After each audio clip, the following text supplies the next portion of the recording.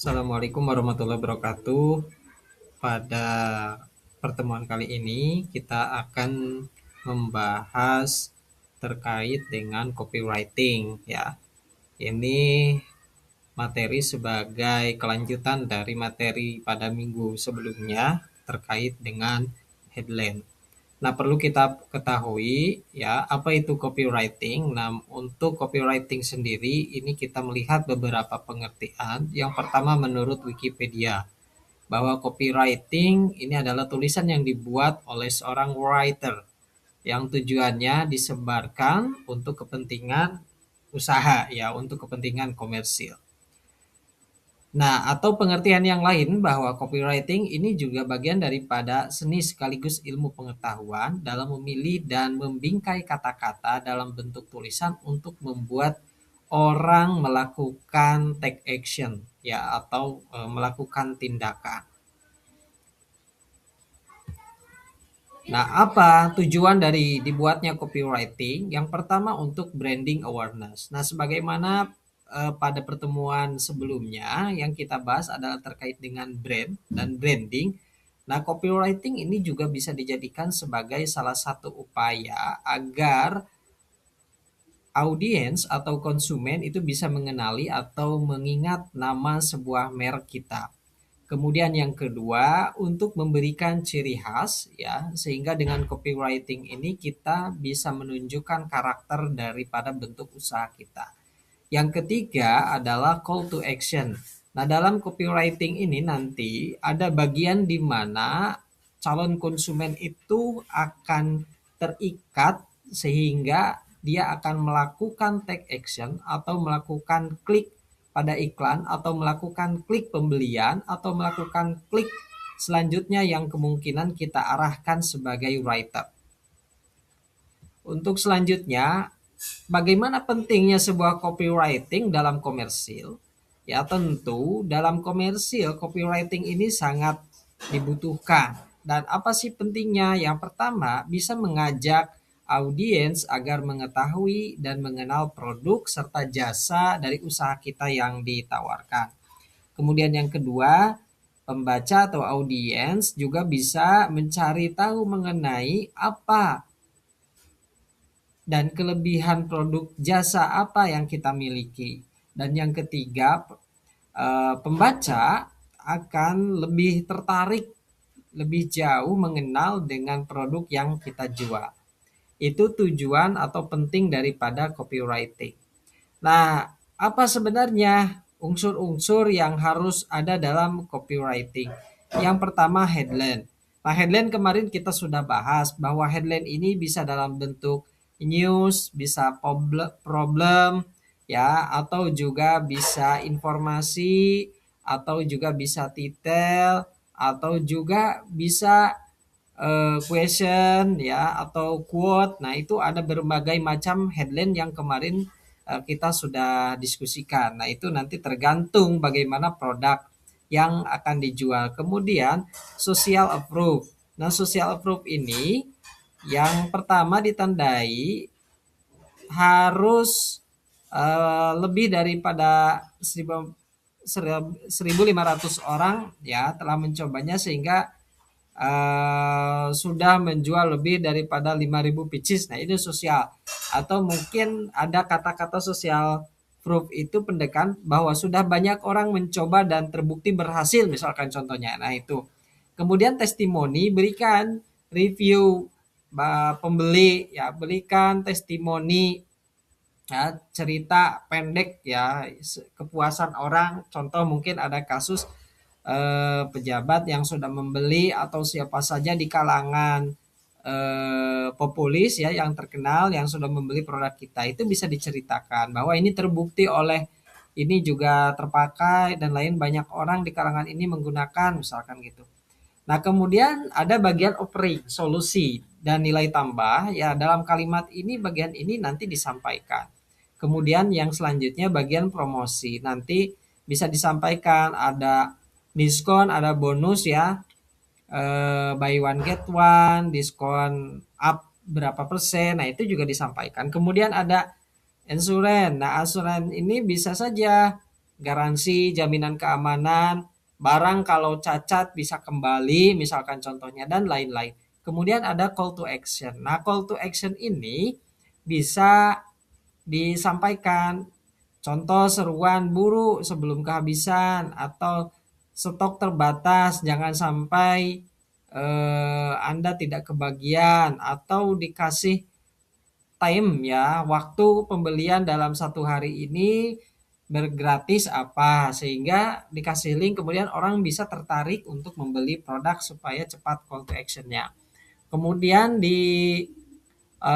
lampirkan atau ditautkan dengan konten visual berkualitas tinggi, bisa saja mungkin ke website ya, ke Google Sheet yang gratisan, atau juga mungkin bisa ditautkan dengan Google Business atau video atau link-link apa yang memungkinkan berkorelasi dengan produk yang ditawarkan.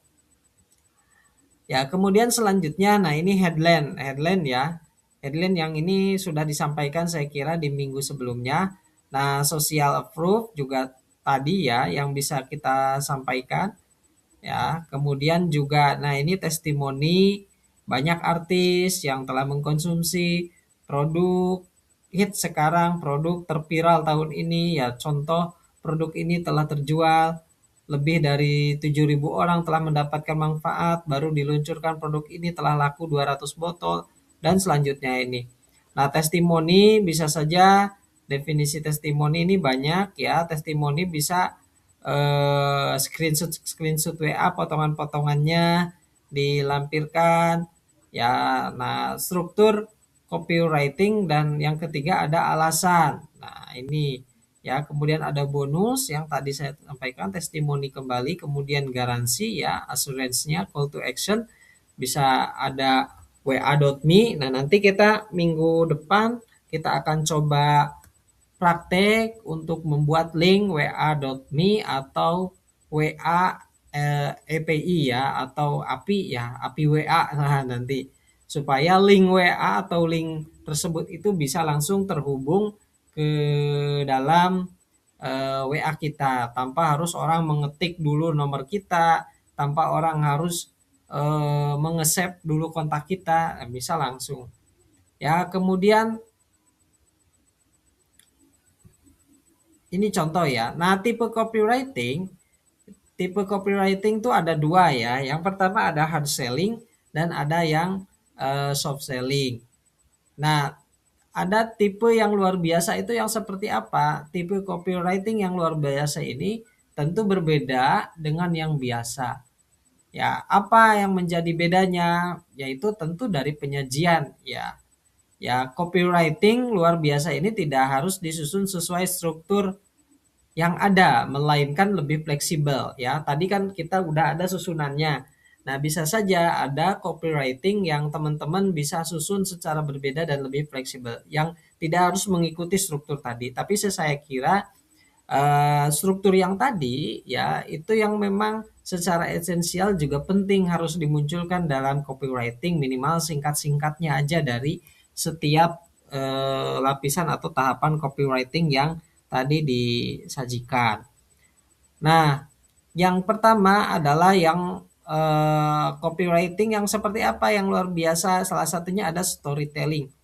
Nah, storytelling ini tentu teknik penyampaian suatu informasi dengan cerita menarik, tapi menggugah penasaran bagi pembaca, sehingga eh, seorang copywriter itu tentu dituntut untuk bisa membuat cerita yang menarik, sehingga orang penasaran, membaca, membeli ya, akan mengenal lebih dekat. Kemudian selanjutnya orang akan diakhiri dengan call to action atau menghubungi, atau mungkin lebih baiknya adalah transaksi yang membeli produk. Nah, tipe-tipe yang storytelling yang bisa dicoba, kita misalkan menanyakan sesuatu ya, lebih suka digodain warna Tosca ya, atau Destiny gitu ya, misalkan itu. Nah, jadi itu misalkan terkait dengan produknya di sini kerudung ya, cocoknya warna apa, dengan menanyakan warna, dengan menanyakan bahan ya, atau dengan menanyakan model, bisa saja itu ya, menanyakan sesuatu. Nah, kemudian juga cerita tentang orang lain. Jadi bercerita bahwa misalkan saudara di rumah, saudari di rumah, orang tua, bos, bapak kos ya dan lain-lain. Ya, dengan karakteristik orang yang diceritakan itu sama dengan memungkinkan dengan audiens yang sedang kita hadapi, sehingga audiens akan merasa ada kecocokan, sehingga audiens akan tertarik mengenal produk kita lebih jauh dan dia akan call to action terhadap produk kita. Nah, kemudian juga bisa cara yang ketiga, menyampaikan pengalaman pribadi. Nah, menyampaikan pengalaman pribadi, misalkan teman sedang mengiklankan produk makanan bakso, pengalaman pribadi mungkin bakso apa yang terenak, modelnya seperti apa. Nah, kemudian bakso tersebut misalkan teman-teman sebagai penjual bakso bahwa teman-teman menyediakan dengan model yang serupa ya, atau beriklan makanan ringan yang lain yang kemudian itu makanan khas daerah yang lain, tapi teman-teman bisa menyajikan itu. Nah, itu saja bisa juga menjadi bagian daripada cara mengenalkan produk atau storytelling dengan metode menyampaikan pengalaman sendiri. Nah, jadi teman-teman, menjadi seorang copywriter tidak harus selalu menjadi penulis yang terbaik, melainkan harus mampu menulis dengan baik untuk bisa mengkomunikasikan pesan dan tidak kehilangan kredibilitas hanya karena kesalahan penulisan ataupun tipe ya. Mungkin itu saja yang bisa disampaikan pada pertemuan kali ini. Mohon maaf apabila pertemuan kali ini dilaksanakan secara online karena beberapa hal ya. Akang harus menjadi dewan juri pada lomba inovasi daerah pada tahun 2026 ya, sampai kegiatannya sampai hari Jumat. Jadi tidak bisa ditinggalkan. Ya, mudah-mudahan walaupun melalui video ini ya kita bisa memaksimalkan media daring ini sebagai alat pembelajaran secara maksimal. Selanjutnya ada question, ada penyampaian, mangga bisa disampaikan di kolom komentar dan nanti kita akan perdalam di minggu yang akan datang. Nah, selain itu nanti ada link penugasan yang harus teman-teman persiapkan sebagai bahan untuk penguatan nanti di pelaksanaan ujian tengah semester. Tapi harus sudah mulai modalnya sudah dibuat ya, karena nanti ujiannya adalah praktek. Jadi teman-teman harus sudah buat misal logo, slogan, brand, ya cover brand, ya merek, kemudian visi misinya, tujuannya. Nah, itu nanti teman-teman harus sudah bisa mendapatkan jawaban atas penugasan itu. Nanti akan ada link pengiriman dan pengumpulan tugas. Terima kasih.